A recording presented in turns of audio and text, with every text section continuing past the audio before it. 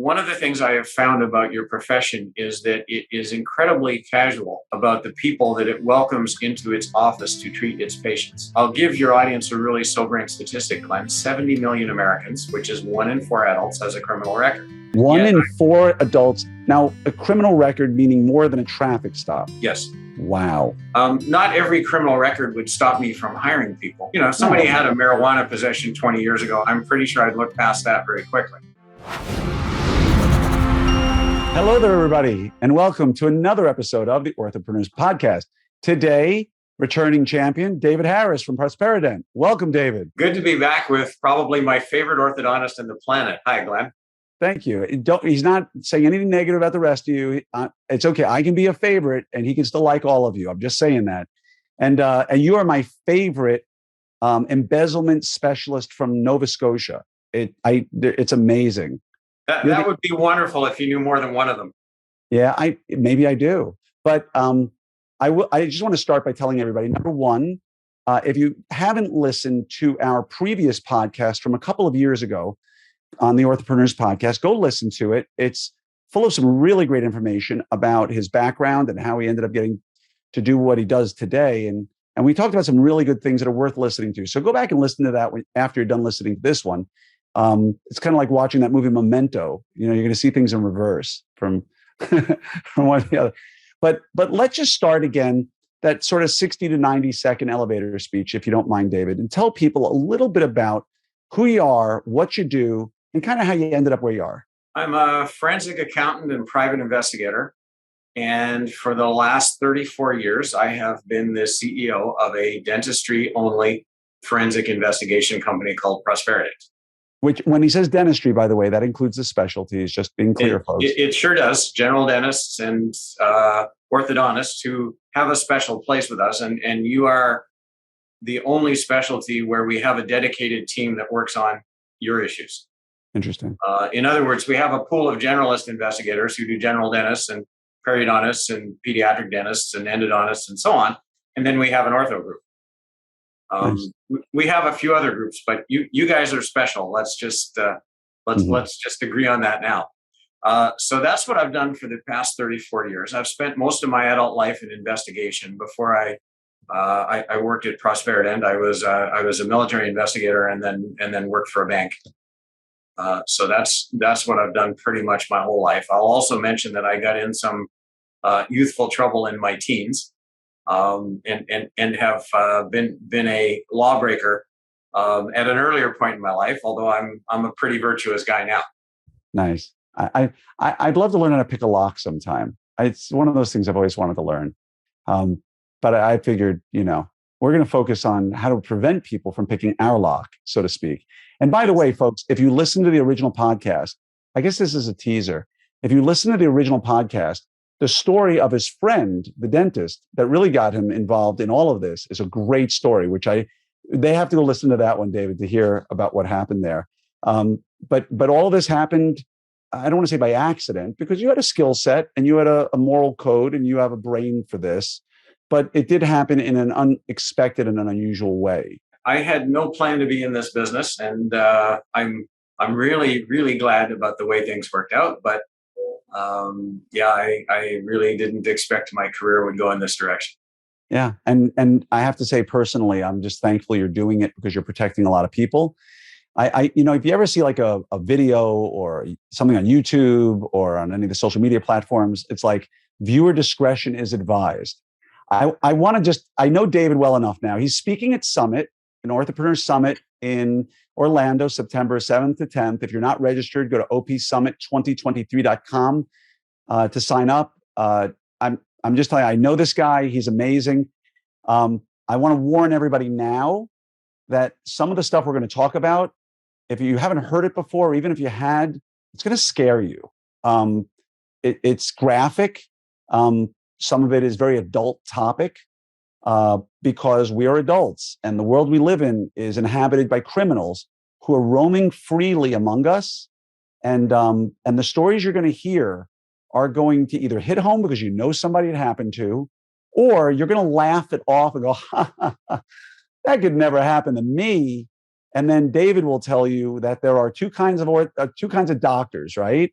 the ones who've been embezzled from and the ones who haven't figured it out or found it yet? Yeah, it's pretty close to a pandemic, and that's the title of my presentation at the Orthopreneurs Summit in October, because it will affect the overwhelming majority of dentists in their lifetimes. And for whatever reason, orthodontists seem to be particularly juicy targets for thieves. One of the things I tell people often, Glenn, is that orthodontists make up about 6% of the total number of dentists in the US. They're over 9% of our clients. Over 9 or 9D? 9. 9. So wow. You guys are disproportionately represented among embezzlement victims, and we could speculate a lot about the causes, but those are the numbers. And just again, I want everybody out there to know that the goal of today is to open your eyes so that at least you're not a mark. I don't know if you've ever taken martial arts, David, but when I started years ago, the first thing you're told on the day one from your instructor is that once you start to understand martial arts and self-defense, you're going to look at the world very differently. When you walk down the street, and it's true, you just see things. You start noticing things that you didn't notice beforehand. And my hope for everybody here today is that you start looking, you start noticing, you start realizing, because again, my goal for you is to live your most profitable, low-stress life. And if you're losing money out the back door of your practice, for any number of reasons, you're less profitable than you should be. And more importantly, and it bothers me, someone's stealing from you. And so what would you say, David, to that person who's never heard this before, or maybe they have, and they say, but Glenn, come on, man. My wife works in the office. My team loves me. He's nodding already, folks, who's listening, because he's heard this 1,000 times. My wife works in the office. My husband works in the office. My team loves me. They're friends. I mean, I've got their backs. They know we love each other. I know this happens to the predominant majority of orthodontists at some point in their career, but I'm telling you, man, my team would never do that to me. Life is a lot easier if you can convince yourself that you're immune. And I don't care what it is. I mean, when COVID happened a few years ago, there were some people who were masked and, scared of their own shadows. And there were some people who were walking around like, there's no way this will touch me. Right. I'm not sure the disease really differentiated between those people, but we see different perceptions. And I'm sure the happier group during COVID were the ones who were convinced they were immune. This is exactly the same. If you can come up with some reason why you think it won't touch you, life is just a little bit simpler. People have all kinds of rules. My staff have been with me forever. I live in a small town, and really embezzlement is an urban problem. It happens in big cities where people hire people they don't really know. Most of the people who work for me used to be my patients. I mean, you can come up with these constructs. Right. Embezzlement happens for one and only one reason. Somebody who works for you wakes up one morning, and that morning they decide that they have more entitlement to your money than you do. And there are a lot of reasons why they could get to that place. But I'm going to tell you, they spend very little time thinking about you. Embezzlement is a truly selfish crime. It's driven by ego, and a lot of embezzlers are also narcissists. So if I'm a narcissist, what never goes through my thought process is, well, I'd like to steal from Dr. Krieger, but I've known him for 35 years, and so therefore I won't. That doesn't cross their mind. It does not at all. They don't think about their victim. They don't think about the damage they're doing. They don't think about the other staff who won't get raises because they're siphoning off your money. I mean, none of that enters into it. It's simply, he has and I want. And from there, it's about how they do it as opposed to whether they're going to do it. Right. And just out of curiosity, 34 years as CEO of Prosperident, how many cases of dental... Okay, let me rephrase this, because you don't know the exact number necessarily, or maybe you do because you're that kind of guy. But roughly, do you have any idea, if you were going to round it off, how many cases of embezzlement you've been involved in? I've stopped counting. We typically tackle 400-ish cases a year. Okay. 1,000. You've dealt with... Yeah, now Prosperident 34 years ago was a lot smaller, so we weren't doing anywhere near that kind of volume. But yeah, it's thousands. Ever been to the same practice twice for two different people? At least 3 times in some practices. And is that just shame? Is this a traditional fool me once, shame on you, fool me twice, shame on me? Like the old line from that Quentin Tarantino movie? How do you send a message to a guy who has 2 black eyes? You don't need to. He's already been told twice. in this situation, is it shame on the doctor the second time, or was it such an innovative, different approach? There was no way that they could have foreseen it. I think it's a little of both. First of all, I think doctors make their situation worse. And one of the things that we're going to touch on at the summit is how not to hire somebody with baggage. Yeah. One of the things I have found about your profession is that it is incredibly casual about the people that it welcomes into its office to treat its patients. I'll give your audience a really sobering statistic, Glenn. 70 million Americans, which is 1 in 4 adults, has a criminal record. Really? And yet, yes, really. And 1 in 4 adults. Now, a criminal record meaning more than a traffic stop. Yes. Wow. Not every criminal record would stop me from hiring people. If somebody had a marijuana possession 20 years ago, I'm pretty sure I'd look past that very quickly. Yeah, and I've told that when I do criminal background checks, thanks to David Harris, when I do checks on, and by the way, that was a great lecture you gave at Summit a couple of years ago on hiring. That was amazing. We have it recorded, I think. People should watch it. When I do criminal background checks, I always say to the person I'm interviewing, hey, by the way, David, I just want to let you know, I love everything you bring to the table. You're the right person in the right seat. You get it. You want it. You have the capacity. I'd love to hire you pending a background check. I just have to ask you, so there are no surprises, is there anything I'm going to find on this background check that we should talk about now? Because I want to give them the opportunity to sort of say, yeah, I was in college. I used to peddle some weed, and, I was a distributor, and I got picked up, but it was a misdemeanor and I got out of it. And you know what? I promise you, I'm a different person today, 20 years later. I had one person, I asked that question. No, you won't find it. Everything's great. And she called me like 2 hours after the interview. Hey, so did the criminal background check come back? Am I hired? I'm not, it's not back yet. And then an hour later and 2 hours later. And then I just say, you want to come clean and tell me what's going on? And she had taken, at that point, she was so worried about me, she took another job. Like on that day, she took another job. And, presumably somebody who didn't do criminal record checks. Right. And so I asked her, I said, you passed everything else with flying colors. Why are you so worried about this background check? She says, because 8 years ago, I was pulled over for DUI and I didn't think you'd understand. And look, to be honest, if I have the right candidate in my office and 8 years ago was a DUI, I'm going to look him in the eye and say, do you have an alcohol or substance abuse problem? Is there something you want to talk about? No, I'm sober now, whatever the case may be. Great. I'm not going to have trouble hiring a front desk person who has a DUI. Now you were caught for embezzlement, you were check fraud, or things that demonstrate a lack of money. Yeah. So anyway, sorry. No, and I took your thunder. I like what you do. I would suggest taking it one step further. And the one step further is when you post the job, tell people in the posting that you will be doing a criminal record check. And the whole, one of the touchstones of efficient hiring is having people wash out at the earliest possible moment. So if you tell people that when you post the job, there's a subset of the population that just won't apply, which is exactly what you want. But is there any fear that you weed out people like the weed dealer from college because he's like, criminal background check? Because it's 1 in 4 people. Yeah, most of those people will, if it's somebody who you would really want, my approach, if I had that issue, would be to say, okay, I'm still going to apply. And when I get to talk to Dr. Krieger, I'll plead my case. Okay. And, I'll hope that he's humanistic about it. And you and I have had this conversation so many times. We've spent so much time together that I figure let's just dive in a little bit here and say, okay, would you be okay talking a little bit about what are some of the most common ways you've seen people embezzlement? I know, and I have to be careful because I know there are things you don't want to talk about, because if you talk about them here, someone out there is going to hear it, and it could. And your lectures are doctor only, no spouses, right? No team members. Nobody's in the room but the doctor, because you don't want to give away secrets to anybody. So I always forget where the boundaries are of things that you will and won't talk about. And I don't remember if you're at liberty to talk about some of the ways you've seen people, steal money, basically, or if that's a taboo subject. I'll give some generic answers. And again, if you come to the summit, you'll get to hear the inside story that I will not talk about here.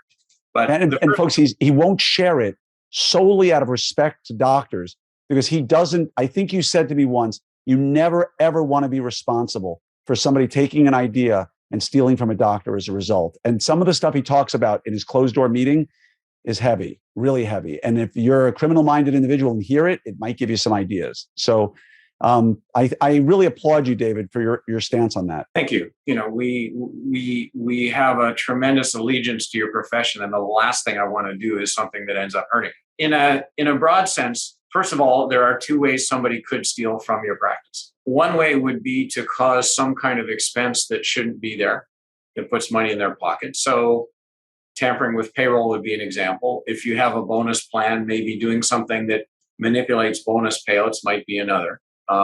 Things like that are what we call expense side stealing. And then the other way to steal is to take patient payments or insurance payments. So in orthodontics, roughly 85% of theft is on the revenue side. So it's stealing patient payments or insurance payments. Okay. Now, it basically happens one of two ways. There's, as you know, there's practice management software in every orthodontic office. It tallies up three things every day. The value of the work that was put on the books, which basically means starts, and the amount of payments received and the amount of adjustments made to patient accounts. Those are kind of the three critical totals that come out of practice management software. So there are two kinds of orthodontists. There are those who sit down with that report at the end of each day. They go in their online banking and they see how much money went in the account and they make sure that A equals B. And then there are the other 85%. If you are somebody who's oblivious to that and you hope that all the money that should get in your account gets in your account, sooner or later it's not going to. And if I work for you, Glenn, and I know that you're not watching that, stealing is easy. I mean, I don't have to monkey with patient accounts. I don't have to do anything exotic in your practice management software. I just peel away some of the deposit. So that's the first kind of revenue theft. If I think that collections versus deposits is being watched, and I'll tease now for the summit, because one thing I'm going to show people at the summit is a much, much, much easier way to deal with that problem than what they have probably envisaged so far. If you do it the conventional way, it's a very time-consuming kind of pain in the ass thing to do. If you do it my way, it's a whole lot easier. So I'm gonna make that a much simpler process. Awesome. If I'm a thief and I think that a cash discrepancy or a deposit discrepancy, because I'm not limited to stealing cash, I can steal checks or credit card payments or whatever. If I think that a deposit shortfall will be noticed, then where my mind goes next is, how do I trick the practice management software into lying about how much money got collected? And that's kind of where I'm going to draw the line in terms of what I'm going to talk about today. But I will show that in a lot more detail at the summit. And, while we're on the topic, I just want to take a little side trip here. Yeah. In the last 5 years or so, there's been a significant increase in third-party AR management programs, such as, and again, I have a financial interest. So when I say the name OrthoFi, I love the program. I think it's great. I became an investor after I had started using it already. If I'm again, I'm just using OrthoFi because they're the biggest out there. If I'm an OrthoFi user, does that reduce my risk considerably? Because nobody in my office is taking money. There are no check payments. There are no credit card payments. There's nothing passing through my office financially on any level. It's all going through a system created by OrthoFi. Or are there thieves who have ways to get around that as well? Well, the first thing is, no matter what you do, you're probably going to have some amount of over-the-counter payments. You're starting a patient and it's $1,000 down payment and they have the cash there. Right. I know very few offices that are going to say, "Oh no, we can't take that." You have to run that through OrthoFi.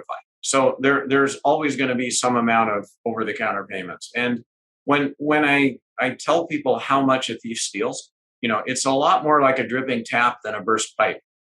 The typical thief will take normally 3 to 4% of your collections, which is a lot. Which is a lot, especially cumulatively. But my point is that it's a relatively small amount of over-the-counter payments that trigger that. The second thing, though, that happens with OrthoFi, and again, I'm being generic like you. We're talking about OrthoFi, but there are other players in that market as well. Right. They send a report to the practice. In my experience, very few doctors ever look at that report. They view it as kind of an administrative document that really needs to go to their office manager or their financial coordinator. So one of the things that OrthoFi causes is a little bit of increased distance between the doctor and the money flow. And I've had doctors come to me and say, you know what, I'm totally safe from embezzlement because I'm using OrthoFi. Well, no, you're not. Yeah. If there's a way to do it, someone's going to figure out something, no matter what system you're using. And again, I've never seen a practice where there's no such thing as over-the-counter payments. There's no such thing as electronic funds transfer to the doctor's account. That every single dollar goes through OrthoFi. Right. And even if it did, I hypothesize I could probably still find a way to steal. Yeah. And that underscores the whole basic premise is that for somebody who's motivated enough, they're going to figure out a way. There's going to be, but you said something earlier that I want to sort of circle back to. You said that the reason people embezzle is because they have less regard. They feel that they deserve your money more than you do, right? They have no regard for your right to that money. If we go deeper than that, is there, what are some of the more common reasons? I assume addiction probably plays a role at times, whether it's shopping. People think addiction is just alcohol and food, right? Addiction can also be obviously drugs, but it can be home shopping network, Gambling. Right? Gambling. Is that the number one reason, is that people have a need that they have to fill, or is it just people living above their means secondarily? Embezzlers kind of fall into two categories, and I call them needy and greedy. So needy and greedy. Okay.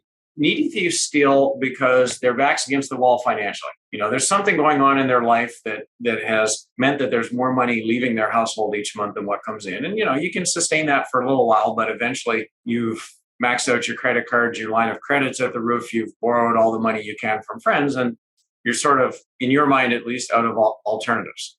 So you have those people, and that could be caused by an addiction. It could be caused by spouse losing his job. Maybe the family has a big medical expense that's not covered by insurance.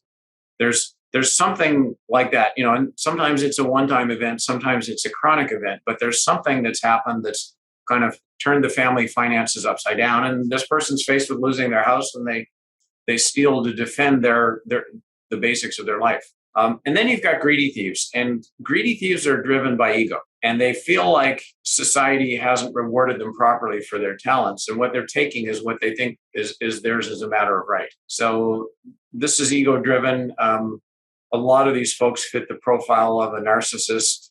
In fact, there's a behavioral disorder known as a narcissistic sociopath, and that actually catches a lot of them fairly squarely. Interesting. And they look at you, and it doesn't really register with them that you've spent years and years on your education and hundreds of thousands of dollars to become an orthodontist. They all overestimate how much you take home. In other words, they see the money coming in, even though they know about the money going out, that it sort of doesn't factor into their plans, and they just look at you as obscenely wealthy. And in their mind, the only reason that you're successful is because they keep the patients coming in and they keep the money coming in. So that's the other cohort. And they're, in my mind, they're much more dangerous. It's interesting. When these people are caught, by the way, what percentage of them end up going to jail? On our cases, very close to 100. Oh, nice. I always assumed that, I heard stories, maybe they're folk legends, that the police don't really investigate these, that they don't have the wherewithal or the resources to chase after these people and get them. But I suspect that given the evidence, because I've heard stories of these people doing it over and over and over again. Someone gets caught in one office, and they're dismissed, and the doctor doesn't press charges or whatever the case may be. And then they end up working at another practice and do it again. And I have heard stories from you about that. How does that happen? And if in your cases, they're almost 100%, how do these people become, because there are a bunch of serial people who do this, right? They go from office to office to office. There sure are. I'm going to answer the question with a question. How well does do-it-yourself ortho work out? Really, really well. I heard that doing your own ortho is cheap and easy. I mean, there are YouTube videos. And unfortunately, what orthodontists do sometimes, and they all will, they all will look in askance or astonishment at people who try to do their own ortho. And yet when they're hit with embezzlement, they try to do their own investigation. And the chance of success of that is about the same as the do-it-yourself ortho. So they're slipping through the cracks. They're going on to the next practice. Well, what happens is this: people show up at the police. An orthodontist will show up at the police station and say, "Sally, my office manager's been stealing," and the police will say, "Okay, we need evidence." And the orthodontist will take the shoebox full of reports and plunk it on the detective's desk and say, "Here's the evidence." And the detective will say, "Well, a couple of things here. First of all, I don't understand the first thing about your business or your software or anything. So I can't investigate this. I can't solve the crime. Once the crime is solved, I can ensure that the law gets applied, but I have neither the training nor the available hours to do the primary investigation that's needed." So in that case, doctor walks away, and sometimes the police won't explicitly say no. They'll just say, "Well, we'll get to it when we get to it," which might be a couple of years. And essentially the person walks. When we investigate, we do two things. First of all, our reports are exemplary, and we get so many compliments from law enforcement and prosecution who say, "We wish every expert gave us reports at your standard." And they're much easier for people to take action on. The second thing is, when we're talking to an orthodontist, we gently remind them about their duty to the profession. And you used to be a general dentist a long time ago. If you were a general dentist, it's a little bit more understandable that you might let an embezzler kind of ride quietly off into the sunset. As a referral-based practice, imagine your worst nightmare, which is that you take no action, and a month and a half later, this person is working for one of your referral sources. Right.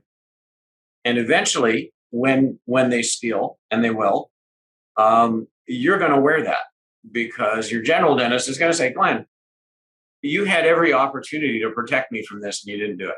So I certainly, when I'm dealing with orthodontists, I just gently remind them that because they typically exist in a referral environment, they really need to protect the rest of the dental community from what might happen. So that's at your end. The other thing that happens, though, and we talked on it earlier, we talked about it earlier in the conversation, is deficient hiring. If somebody steals from you and you fire them for it, whether they get prosecuted or not, when another orthodontist calls you about that person, you're going to have something to say, which is that I would not hire them if they were the last financial coordinator on the earth. I'm not necessarily going to tell you why, but let me be clear that under no circumstance that I could remotely imagine would they ever have a job here again. And if you say that to somebody who knows you, end of story, right? I'm not going to hire them. First of all, these people will connive, and they will cook their resume. They will, instead of putting your phone number, they'll put a disposable cell phone that they've given to their uncle, who's going to answer it as Dr. Krieger. There are lots of things they can do to prevent that conversation from happening. But if I'm about to hire somebody and I know they work for you, I'm going to track you down and say, "Glenn, would you rehire this person?" Wow. And by the way, while you're talking about that, we can avoid many of the problems that we're talking about at the end of the day with the hiring process, right? Just reference calls. Do you want to jump on a little bit, just a short little side note on checking references? Because again, you could put down reference, "Oh, my former employer was Dr. David Harris. Here's his number." And I pick up the phone and I call the number, and it's her uncle. "Would you recommend her?" "Oh yeah, she was amazing." Right? Look, best I ever had, would rehire her in a minute, of course. Best ever had. And let me propose a terminology change here. I think a lot of people use references in a little different sense than you are. I am not remotely interested in what somebody's 8th grade science teacher or their college basketball coach think about them. I mean, to make it extreme, Glenn, I'm sure that even Vladimir Putin can find 3 people on the planet somewhere who think he's a great guy. Yeah, or pay them. Yeah, or pay them, or threaten to shoot them if they don't. So references are not where I want to be. The only people I'm interested in are former employers. And my rule is really simple. When I'm calling former employers, I'm never going to phone any phone number that an applicant gives me. So if somebody says, repeat that again. Say that again. I am never going to call any phone number they give me. Hear that, people. He is never calling any phone number that any person who's being hired gives him. Sorry for that, David, but that is key. It's when you hear it, it's common sense, but common sense doesn't necessarily erupt at the exact right moment for people. Right. If somebody says they work for Dr. Krieger in Dallas, you are really easy to find. Google is free.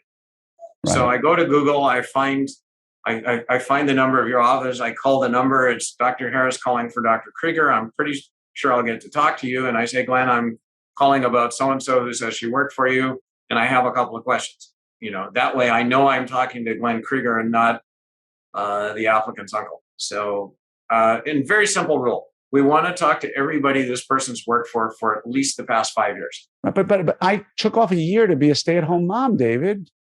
That's great. It's wonderful that you did that, Glenn. I'm going to let you know that it's our policy that any absence from the workforce for more than 1 month needs to be documented. I'll leave it to you to decide what to bring in to establish that you were out of the workforce. But here are some things you might consider: your unemployment paperwork, your tax return. Ain't getting by David Harris. That's all I'm saying. Yeah. So bring in one of those things for me to confirm, and then we'll be happy to move on. Right. Because if they were working somewhere, it's going to be on the tax return. That's right. Could you forge a tax return? Probably, but that's a little more trouble than most people are going to go to. Yeah. And by the way, are you allowed to, and do you copy that tax return for your records? I wouldn't. And you have to be really careful about gathering information that might be discriminatory. That's what I'm asking. I wouldn't tend to copy it. Certainly for an applicant, I wouldn't. And we would also ask them on the copy they bring in to redact anything that might be discriminatory. And the one that sticks out immediately is their date of birth and of course their social security number. Right. So, I would ask them to redact those things before they give it to you. Oh, interesting. So if you're going to bring your tax return, please make sure you take off your date of birth or bring it in and I'll hand you a marker and you can just do it right in front of me. Yeah. Mark off your gender or what else might be on there. Yeah, before you give it to me. Interesting. And so as we wind things down here, because again, I warned everybody, I told you, and again, the takeaway message right now, I feel like that guy in that cartoon movie, the angry guy whose head explodes and the flame comes out of his head.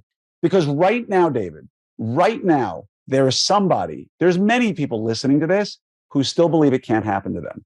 They still believe that they're immune. My team loves me. I have them over my house all the time. I've trusted them with money to go to the bank and they haven't stolen anything. And they would never, like, there are people who honestly still believe that and they don't realize needy and greedy. Okay. The needy and greedy twins live among us. And like you said, 1 out of every 4 have some sort of criminal record. And so the only other question I'll get here, because again, I hope people value you enough. I mean, if they're not going to hear about social media to go to the practice from Ashley Kissling, fine. They don't want to learn about how I'm going to save them hours of work per week. I'll get them 3 weeks vacation at the end of the year by just using AI. If there's all these other things that are going to be great at the meeting, hopefully they come just to listen to you talk about what you're going to talk about, because you can save them hundreds of thousands of dollars over the course of their career if they're smart, because it's going to happen. Money's part of it, Glenn. Let's talk about the emotional damage. That's why we're friends, David, because I was headed in that direction. Because before we started talking today, David and I, people don't know this, but before the podcast begins, I'll always talk to my guests for a minute or two. We'll chat. And we were having some great conversations about, just stories, things I've heard. The great Gary Salmon, who I love to death, from Black Talon, will tell you stories about what's happened with cybersecurity and malware and ransomware and horrible things that occur. And then we talk a little bit about how, let me set you up. I'm going to throw you the softball. You ready? You're in Nova Scotia, so I'm going to slide the rock. We're going to do some curling here. I'm going to brush really hard on the ice in front of you as you curl the rock. Would that be the softball in Nova Scotia?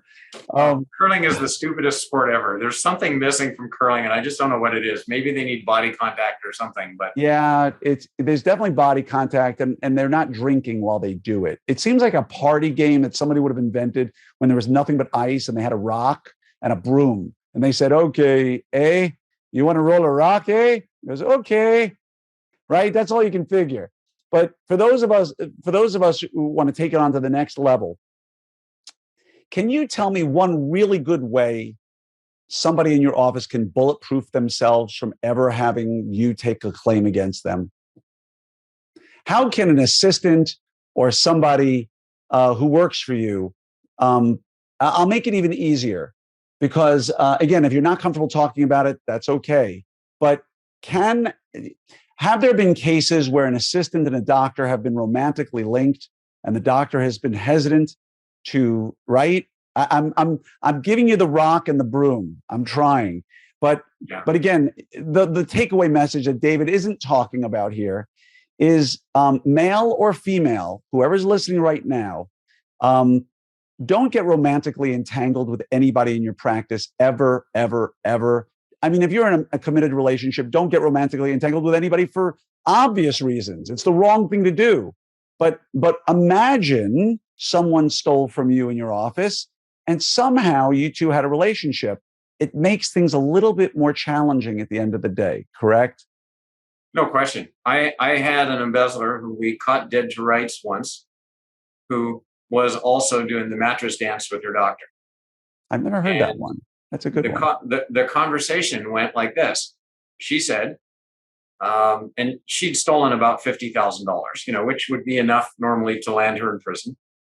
And she said, when the doctor's deciding what to do about this, he should give a little bit of consideration to what a divorce would cost him.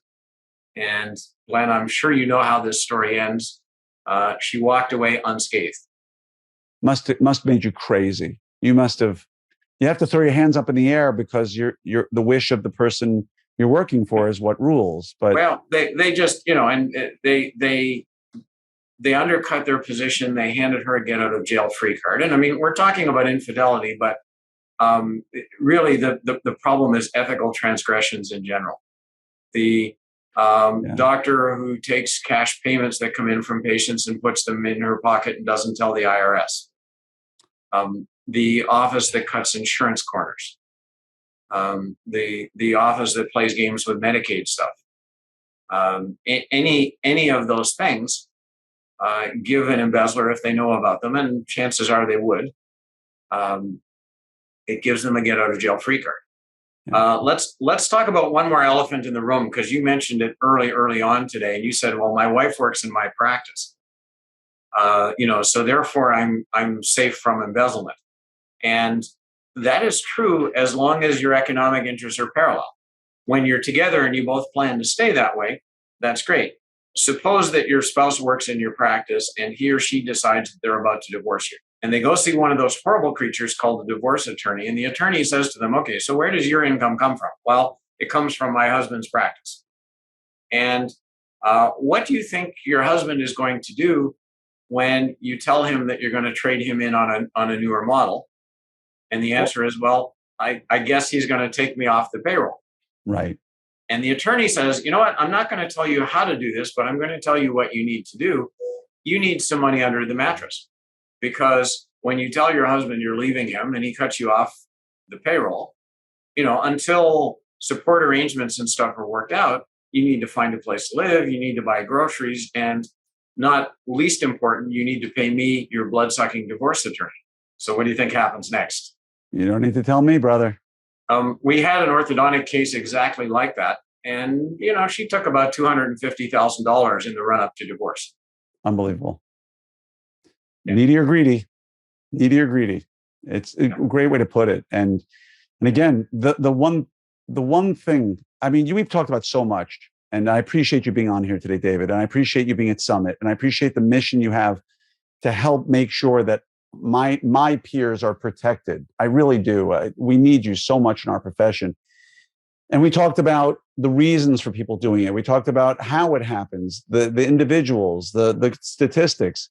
And I think the one takeaway message here right now for everybody is, if in your life you have never been blindsided with someone who quit on you that you weren't expecting to quit, or a relationship that ended that you thought was going great, if you've never been blindsided in your life, then God bless you, because I can't speak about you, David, but I've been blindsided more than once or twice in my life. So when you sit there and look in the mirror and say, you are so sure that nobody in your office is stealing from you, just remember all those times that you were convinced that something was going well with somebody and they blindsided you later on. And when David Harris tells you that generally there's either people who know they've been embezzled from and those who eventually are going to find out, or will be embezzled and not find out, don't just take for granted that the people in your life are protecting you at all costs. And that if you follow someone like David, if you hire Prosperident and bring them into your business, he will show you techniques and steps to safeguard every step of the way with relatively simple ease so that you can be protected. And I got to be honest, more importantly, I want to catch these bastards. The money is important, but the immorality associated with it, the transgression itself should be punished and not be allowed to happen again. And so I just want to say, kind of like, to paraphrase Jack Nicholson from A Few Good Men, David, we want you on that wall. We need you on that wall. I thank you from the bottom of my heart for what you're doing to help all of us orthodontists and dentists. I thank you for being an Orthopreneurs Summit. And I want to say thank you again for being here today. It means the world to me. Thank you for your friendship, Glenn. I'm so blessed to have you as a friend, and I can't wait for Orthopreneurs. I've got some really cool material, and I'm just really looking forward to unleashing it on your unsuspecting audience. Oh, we're looking forward to it. And for those of you who are not registered yet, opsummit2023.com. That's opsummit2023.com. And David, if someone wants to reach out to you, what's the best way to get you? You can get us through our website, which is www.prosperident.com, or you can call us on our toll-free number, which is 888-398-2327. 888-398-2327. Which, if you spell it out, spells 1-888-GET-CHEAT. No, I'm kidding. It doesn't actually. Cheater. CHEATER. That should be your phone number there. Cheater. 1-888-CHEATER. Although I have some strong suspicion that the 1-800 number for cheater leads you to something entirely different than Prosperident, which is why we get along so well.